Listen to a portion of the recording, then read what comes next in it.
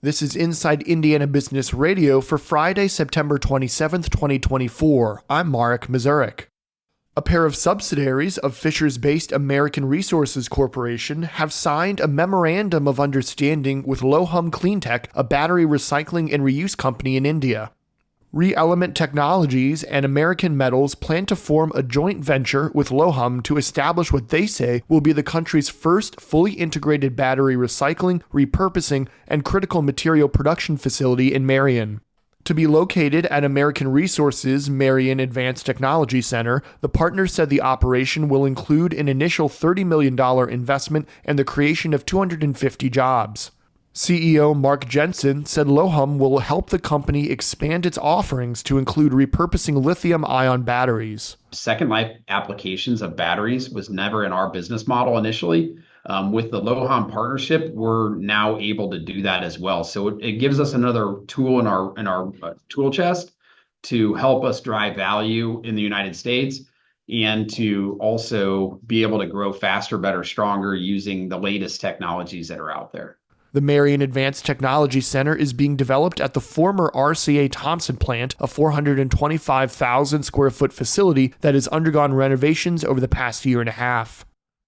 The B Corporation, an Indianapolis-based ag tech firm that attracted widespread attention for its beehive technology, has shut down after 8 years. But the company's signature technology, called Verifly, will live on. Verifly uses infrared imagery and a smartphone app to determine the size of a bee colony inside a hive, which is faster and less invasive than manually inspecting the hive. B Corporation co-founders Ellie Sims and Wyatt Wells have dissolved their business registration, but they have transferred the Verifly technology to the Carl Hayden Bee Research Center in Tucson, Arizona. That center is run by the U.S. Department of Agriculture. Sims and Wells launched the B Corporation in 2016 after winning IU's Business Entrepreneurs and Technology competition. This June, Sims took a job with the McKinney Family Foundation. She declined to provide further details to the Indianapolis Business Journal, citing a confidentiality agreement.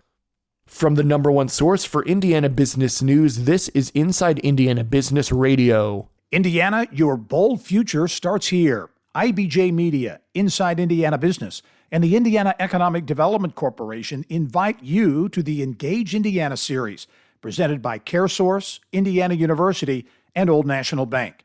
With an unrelenting focus on growing Indiana's economy, our Engage Indiana events take place in every region of the state. Discover when we'll be in your area at ibj.com/engage. The South Bend Elkhart Regional Partnership this week submitted 4 projects for funding from the Ready 2.0 Fund. The organization said the projects, located in Mishawaka, South Bend, and Elkhart, aim to revitalize blighted properties into thriving community assets. The projects seeking a share of the $185 million that's available are the 100 Center near downtown Mishawaka, which has proven difficult to redevelop in the past decades despite multiple attempts, the Drury's Brewery site, which seeks to build a 150-unit apartment building on an 18-acre brownfield in South Bend, and the River Glen project in South Bend.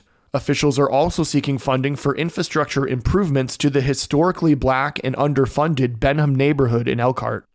Lafayette-based trailer manufacturer Wabash and Fort Wayne-based Steel Dynamics have signed a 10-year strategic agreement, the companies announced Thursday.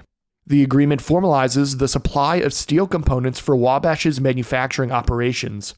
Wabash said in a news release that Steel Dynamics has been a supplier for the company for the past 14 years. The new agreement includes backup supply from multiple Steel Dynamics facilities. Wabash said it has similar agreements in place with other suppliers, including Rockland Flooring, J.B. Hunt, and Hydro. And a steady hand guiding public media in Indiana for over 4 decades, Bruce Haynes has announced he will retire as president and general manager of PBS Fort Wayne in 2025. During Haynes' 17-year tenure at the station, PBS Fort Wayne has been recognized many times over through regional Emmy Awards and national Telly Awards. In a press release, Haynes said he's proud of the team he's built over the years. He's also proud that PBS Fort Wayne is the only locally owned TV service in the region. The release said Haynes oversaw a $3.1 million capital campaign to upgrade all the station's production and operations to high definition as TV moved from analog to digital broadcasting. Haynes is also credited with increasing PBS Fort Wayne's local content offerings and increasing the station's reach through streaming services. The TV station's board of directors says it has formed a search committee to select Haynes' successor. Electronic music maker Endress & Hauser is celebrating 50 years in Indiana. General Manager Todd Lucy is this week's guest on the Business and Beyond podcast hosted by Gary Dick, presented by PNC. A weekly conversation with high-profile Hoosiers in business, sports, entertainment, and beyond. Available now from your favorite podcast provider. I'm Mark Mazurek for Inside Indiana Business Radio on Demand.